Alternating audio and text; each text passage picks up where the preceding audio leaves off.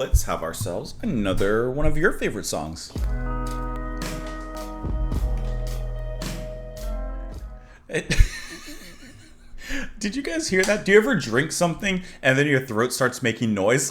I took a quick sip of water, my throat started making like little bubbling noises, and I was hoping that that wasn't picked up by the microphone. Thank you so much for being here, returning to the channel. Hope you're having a wonderful one out there. We're going to listen to Nick Kershaw. I've never heard of him, but we're going to listen to this track, Wouldn't It Be Good? This is off the album Human Racing, his debut studio album released in 1984.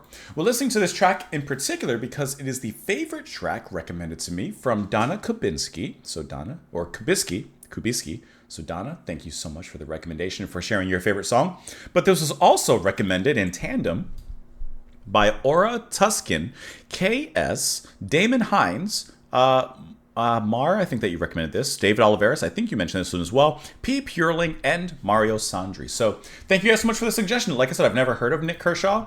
Doesn't even sound familiar. So let's just dive right on, listen to the song. We'll talk about it after. Wouldn't it be good? We're about to find out. Here we go.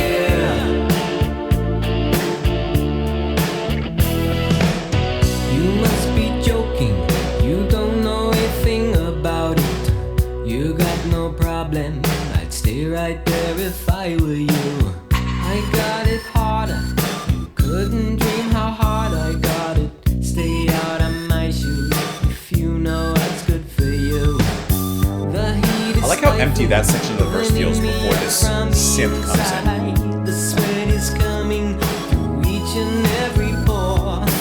I don't wanna be here no more. I don't wanna be here no more. Some interesting textures he's playing with here.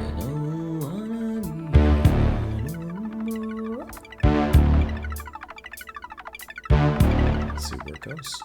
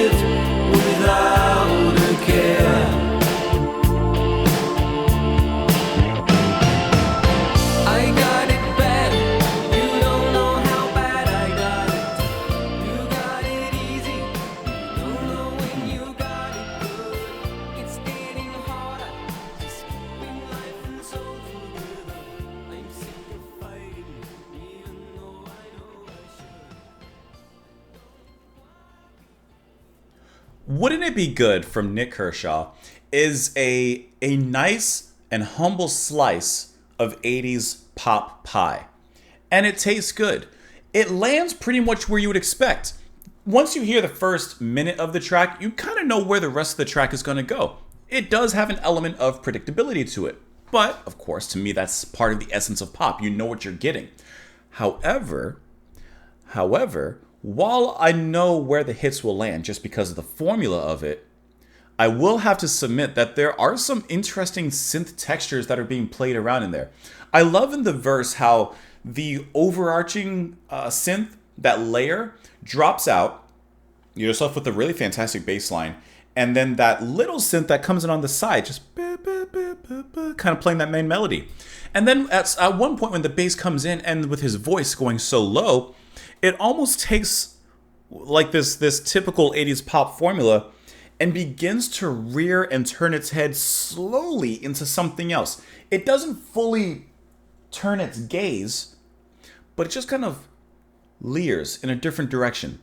Even in the break, before the horns came in, when the music faded out, which I love the line he says right before that, he says, "I don't want to be here no more." And then that echoes out, and then the music, of course, drops out. So really nice connection there.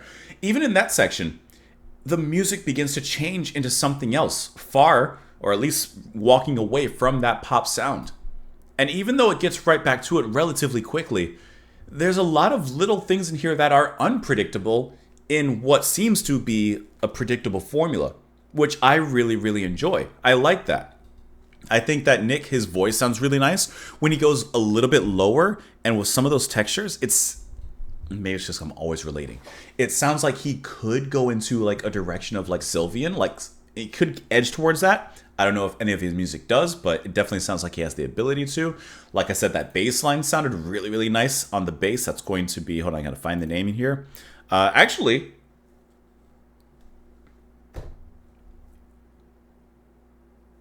not only is Nick performing all the vocals, guitar, bass, keyboards, and percussion. Obviously, there's of course some other members here involved, but he's really taking a leadership role in this. That is really awesome, especially since, like I said, I don't know him. It's really cool that like he's doing everything on this track. He's just taking full lead on here. That is really awesome. So that's even, I mean, that to me even lends itself even more towards the song, that he put this whole thing together, obviously himself. And not only is he just the singer, as perhaps, I would expect on a first listen, but he's truly involved in really every aspect of that. That's really nice. I really enjoy that. And I know, like, to kind of, break the fourth wall or kind of go in a different direction really quick, I know that a lot of people, especially with reaction videos, especially with me, I'll say, I like a lot of music. Besides electro swing, there's not like a genre of music I dislike outright. I truly do enjoy like every sound. So for example, this kind of 80s pop, I've never listened to. I have no history with it. I've never listened to it for the most part, besides obviously a few top songs and such. So all of this is new to me and it sounds fresh to me. A couple weeks ago, I discovered this K-pop band, XG, that is like the most, I guess, formulaic, by the books kind of pop that you would listen to in 2024. And yet, because I don't really listen to a lot of pop, I enjoyed it a lot because it just sounds fresh to me. So when it comes to like stuff like this or really anything, I just like to listen to, things that are new to me. And, obviously I can see that this is a popular song, so it's known. But to me, this is fresh. And I just like to listen to new sounds. Doesn't really matter what that sound is. Let's kind of dive into some of these lyrics here real quick, though. I got it bad, you don't know how bad I got it. You got it easy, you don't know when, you've got it good. It's getting harder just keeping life and soul together. I'm sick of fighting even though I know I should. The cold is biting through each and every nerve and fiber. My broken spirit is frozen to the core. I don't want to be here no more. Wouldn't it be good to be in your shoes, even if it was just for one day? Wouldn't it be good if we could wish ourselves away? Wouldn't it be good to be on your side? The grass is always greener over there. Wouldn't it be good if we could live without a care? Just wouldn't it be good to just get away from all this? To just live carefree, get away from the problems, get away from the hustle and bustle of the heyday. But you know what? That may not be the reality of this situation. You must be joking. You don't know a thing about it. You've got no problem. I'd stay right there if I were you. Like, you have such a privileged position. Don't act like, you know, like you have this issue or this problem that's such a big deal. No. You're in a great place. Don't move from there. Stay right where you are. I got it harder. You couldn't dream how hard I got it. Stay out of my shoes if you know what's good for you. The height is stifling, burning me up from the inside. The sweat is coming through each and every pore. I don't want to be here no more. And then, of course, those lyrics just repeat. And he eventually kind of loses his fight. He says, just keeping life and soul together. I'm sick of fighting, even though I know I should. I don't want to be here no more. So he's finding himself in a desperate position here where he doesn't want to even be involved in anything. Now, of course, he's talking to someone else here, so it could be a relationship issue. Or he could just be really expanding upon that and talking about life in general, to be honest. He could be at a particular nihilistic point of view at this particular point. It says that, let's see. This is the second single from this album. It spent 3 weeks at number 4 on the UK singles chart and was successful throughout Europe, as well as a top 10 entry in Canada and Australia. It says Kershaw is also most closely associated with the song with the US, where it narrowly missed the top 40. It was performed at Live Aid in 1985. Kershaw remembers that this was one of the last songs he wrote for this album, mapping out the chords first on a keyboard. However, the aggressive guitar sound he wanted to clash in harmonics, and therefore the result sounded rather unpleasant. Thus, he created this kind of guitar orchestra inspired by Brian May, where the notes were separated into single lines and harmonies.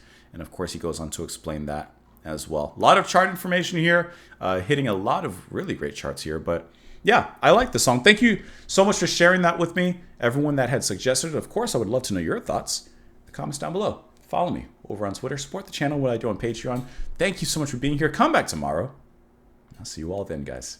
Get out of here. Bye.